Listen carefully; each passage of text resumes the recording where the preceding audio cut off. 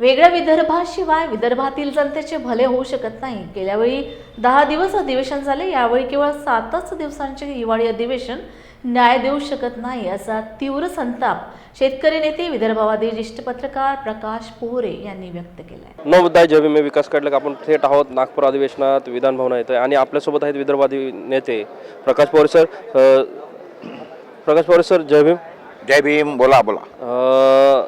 सध्या आपण पाहतोय की दरवर्षी अधिवेशन जे आहे ते 2 आठवडे, महिना, 2 महिने असं चालायचं, पण यंदाच्या काळामध्ये 7 दिवसाचं अधिवेशन आहे आणि आपण बघतोय की प्रत्येक वेळेस जेव्हा भाजप सरकार सत्तेतून खाली उतरतं तेव्हा वेगळ्या विदर्भाची मागणी होते, नंतर अचानकपणे ते बंद होतं। काय नेमकं वेगळं विदर्भासंदर्भात सांगा साहेब। एक लक्षात घ्या, जेव्हा मोठी तिजोरी लुटायला मिळालेली असेल तर त्यावेळेला कॅशबॉक्सकडे कोणी लक्षात देईल का?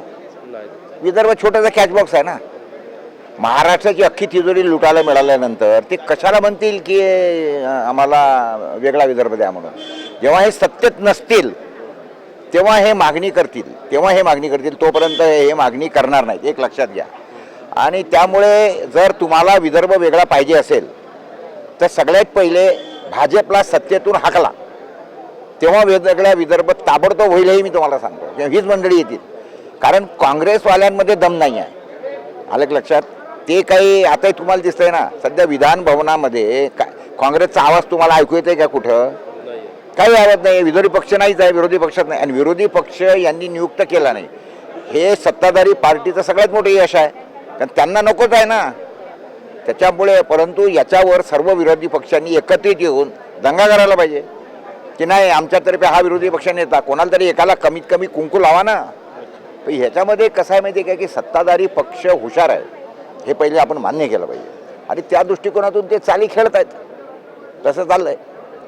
सध्या काय भूमिका असेल तुमची? आणि आपण पाहतोय की शेतकऱ्यांच्या आत्महत्या देखील वाढतात विदर्भात। मोठा प्रश्न आता बघतोय की आपण वाघाचा, बिबट्यांचा देखील शिकारीचा प्रश्न निर्माण होतोय, काय सांगाल यावर?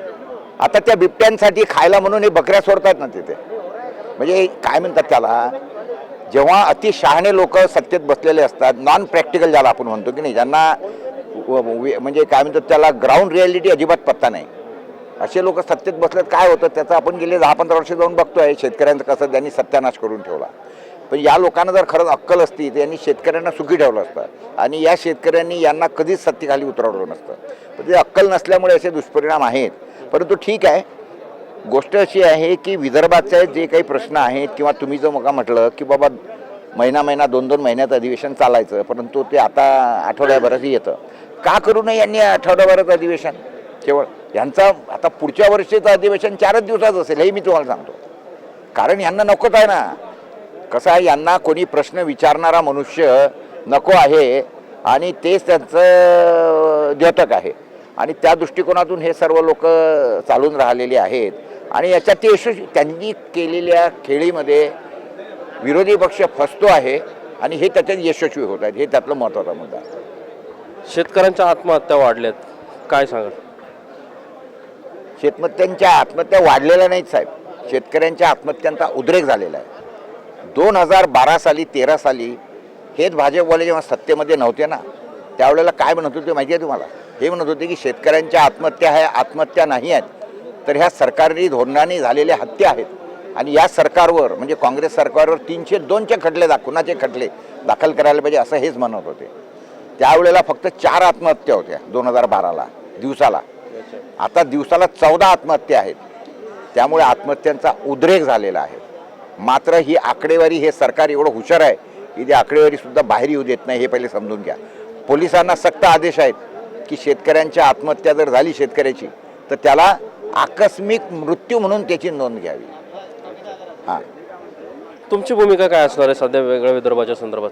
नाही, ती माझी भूमिका जी पूर्वी होती तीच आताही आहे, वेगळा विदर्भ केल्याशिवाय पर्याय नाही, आणि आता ती तर गरज इतकी वाढली आहे की तुम्ही एक लक्षात घ्या की विदर्भावर सध्याच्या घडीला जी म्हणजे दुर्दशा आली आहे, महत्त्वाचं असं आहे की आता या राज्यासोबत राहून उपयोग नाही, कारण या राज्य पूर्ण दिवाळखोरीत गेलेलं आहे। यांचं ज्या सरकारचं बजेट वार्षिक 6 लाख कोटीचं आहे, 1.5 लाख कोटीचं तुटीचा अर्थसंकल्प आहे, असं असताना त्यांनी आता पुरवणी मागण्या पुन्हा 1 लाख कोटीच्या दिल्यात, संपूर्ण राज्यावर असलेलं जे कर्ज आहे ते आता जवळपास 10 लाख कोटीच्या वर गेलं आहे.